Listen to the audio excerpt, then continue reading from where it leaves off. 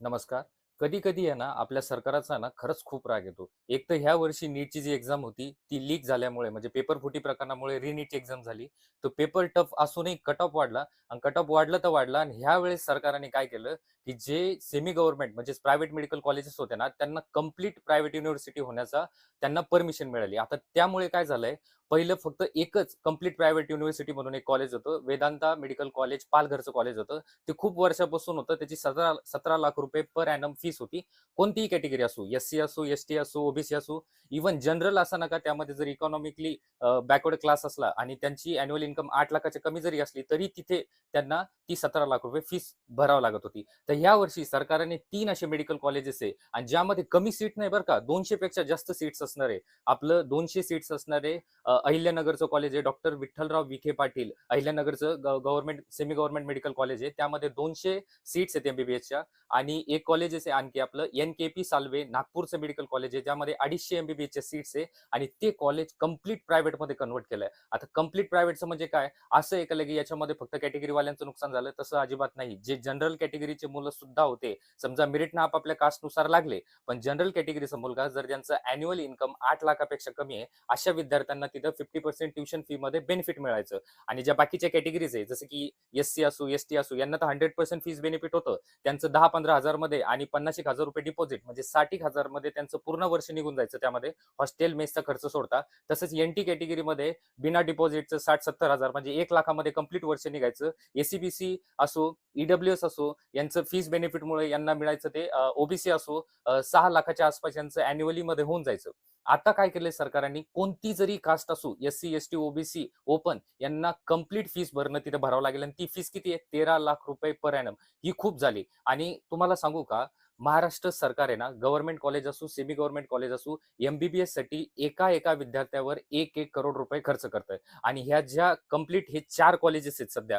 वेदांता जे पहिल्यापासूनच complete private होतं, ज्यामध्ये कंप्लीट फीस पहिल्यापासूनच भरायला लागायची. आता जे पी-आय-एम-एस इस्लामपूर सांगली, जे तुम्ही मागेच नोटिफिकेशन बघितलं असेल, त्यामध्ये आणि आता डॉक्टर विठ्ठलराव विखे पाटील अहिल्यानगरचं 200 सीट्स असणार एमबीबीएसचं आणि जे एन-के-पी साल्वी जे आजच नोटिफिकेशन आलंय, सरकारने मान्यता दिली दोन्ही कॉलेजला, अहिल्यानगरचं आणि नागपूरचं जे विठ्ठलराव विखे पाटील अहिल्यानगर, एन-के-पी साल्वे मेडिकल कॉलेज नागपूर यांच्यामध्ये ना आपल्याला कंप्लीट फीस भरावं लागणार आहे, जे की 13 लाख रुपये पर ॲनम पेक्षा जास्त फीस आहे, हॉस्टेल मेसचा खर्च सोडता. मग ह्यामुळे का जे गरीब आणि होतकरू विद्यार्थी होते, जे मार्जिनवरती एमबीबीएसला राहिले होते गव्हर्नमेंटसाठी आणि सेमी गव्हर्नमेंट त्यांना मिळणार होतं, ते आता त्यांच्या पैशाची ऐपत नसल्यामुळे, एवढी फीची ऐपत नसल्यामुळे ते पोरं ॲडमिशन घेणार नाही आणि खूप मोठं दुर्दैव आहे आपल्या महाराष्ट्रामध्ये. कारण की हे सरकारच्या हातात होतं ना, त्यांना परमिशन द्यावी का नाही द्यावी आणि ह्या वर्षी जर त्यांनी परमिशन दिली नसती ना, तुम्हाला सांगतो जर ह्या वर्षी कोणत्या कास्टचा मुलगा असो, त्याचं जर नॉर्मल फीसमध्ये ॲडमिशन झालं असतं, ज्या कॅटेगरी वाईज,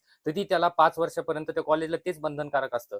आणि ह्या वर्षी जर सरकारने त्यांना मान्यता दिली नसती आणि त्यांनी पुढच्या वर्षी जरी मान्यता दिली असती, पण ह्या वर्षीची जी बॅच येणार होती, त्या बॅचला त्यांचं कंप्लीट एमबीबीएस होईपर्यंत 5.5 वर्ष जी सरकारने आधी ठरवलेली फीस आहे, म्हणजे ह्या वर्षीपर्यंत ती फीस लागू झाली असती. म्हणून हे खूप मोठं नुकसान आहे आणि टोटल 550 पेक्षा जास्त एमबीबीएसच्या सीट्स आता कमी नाही म्हणता येणार आपल्याला, पण जे लागणारे मेरिट मधले मुलं होते आपापल्या कॅटेगरीमधून, ते मुलं पैशाच्या प्रभावामुळे, ज्यांची कॅपॅसिटी नसल्यामुळे ते कॉलेज नाही घेऊ शकणार आहे आणि त्यामुळे वरच्या कट ऑफ आणखी वाढणार आहे. सेमी गव्हर्नमेंटचा कट ऑफ थोडा जास्त जाणार आहे आणि गव्हर्नमेंटचाही थोडाफार वाढेल त्यामुळे आणि जे मुलं खाली होते थोडं 2-2 मार्कांनी एमबीबीएस त्यांचं लागणार की नाही लागणार असं चालू होतं. त्याचा ऑलमोस्ट आता चान्सच नाही की एमबीबीएस लागेल आणि ज्यांच्याकडे पैसा आहे, मग कोणतीही कास्ट असू, ते मुलं कॉलेज घेऊ शकतात. त्यांचा कट ऑफ आता ऑलमोस्ट कमी जाणार आहे. जे कॉलेजेस मी आता 4 नाव घेतलेत, यांचा कट ऑफ कमी जाईल. कारण की फीसमुळं आणि ही फीस जे विद्यार्थी भरू शकतात, त्यांच्यासाठी तर चांगली गोष्ट झाली जे भरू शकतात. पण जे भरू शकत नव्हते आणि चांगले मार्क्स आणले होते, त्यांच्यासाठी खूप वाईट गोष्ट आहे. पण ठीक आहे, हारू नका. काही ना काहीतरी गोष्टी होतील आणि जे विद्यार्थ्यांना चॉईस फिलिंग करताना एक महत्त्वाची गोष्ट लक्षात ठेवा.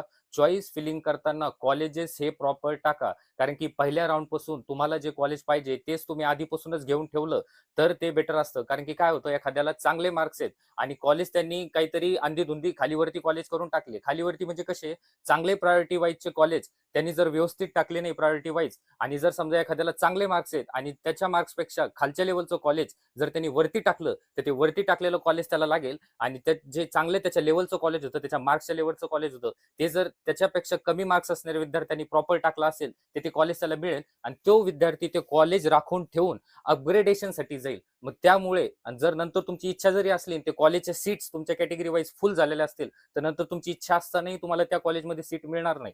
तर त्यामुळे प्रॉपर कॉलेज वाईज लिस्ट बनवा. जर तुम्हाला